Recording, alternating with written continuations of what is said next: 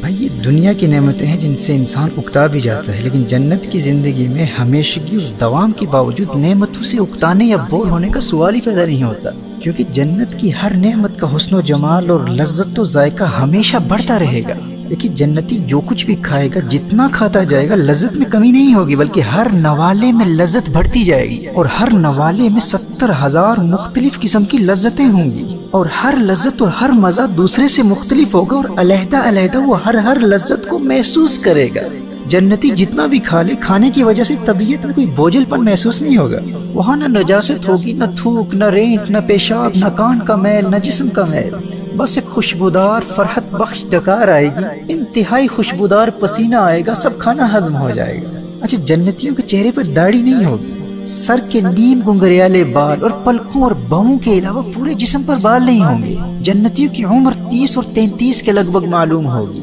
سنن ترمذی کی حدیث ہے کہ ادنا درجے کے جنتی کے 80,000 خادم ہوں گے اور 72 بیویاں ہوں گی۔ اور یاد رکھیے، دنیا والی بیوی، ایمان والی عورت کا حسن جنت کی حوروں سے 70,000 گنا زیادہ ہوگا۔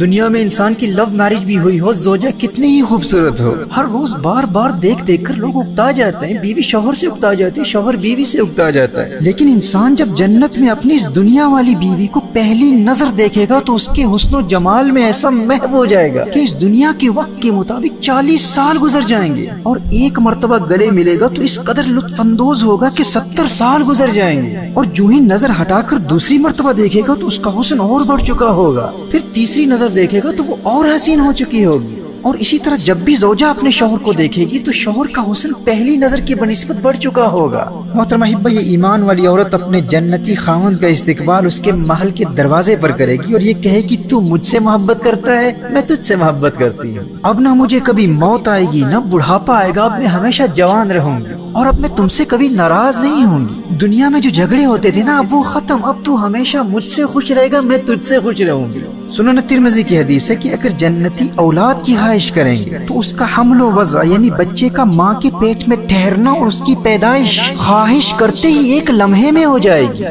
ایک حدیث شریف میں آتا ہے کہ جنتی جنت میں اپنے گھر کے راستے کو یوں پہچانیں گے جیسے دنیا میں اپنے گھر کے راستے کو پہچانتے تھے۔ بھائی، جن نعمتوں کے حسن و جمال میں مسلسل اضافہ ہو رہا ہو، ان سے اکتانے یا بور ہونے کا شیطانی وسوسہ اسی کے ذہن میں آ سکتا ہے جو جنت کے حسن کو دنیا کے حسن پر قیاس کرتا ہو۔ کہاں اس دنیا کا حسن اور کہاں آخرت کا حسن؟ جنت اور دنیا کے حسن و جمال کا موازنہ ہی نہیں کیا جا سکتا۔ جنتیوں کے محل ایسے وسیع اور خوبصورت ہوں گے، قسم قسم کے جواہر کے محل ہوں گے، ایسے صاف و شفاف محل ہوں گے کہ اندر کا حصہ باہر سے اور باہر کا حصہ اندر سے دکھائی دے گا، لیکن ایسے بڑے اور وسیع ہوں گے کہ اس کے باوجود مکمل پرائیویسی ہوگی۔ سنن دارمی اور ترمذی کی حدیث ہے کہ ایک اینٹ سونے کی ہوگی، ایک اینٹ چاندی کی ہوگی، زمین زعفران کی ہوگی، کنکریوں کی جگہ موتی اور یاقوت اور مشک کا گارا ہوگا، جس کی وجہ سے گھر کی دیواروں سے بھی ہمیشہ خوشبو آتی رہے گی۔ ہر جنتی کے محل میں خوبصورت باغات ہوں گے، نہریں ہوں گی، اور سورہ محمد اور مسند احمد کی حدیث کی روشنی میں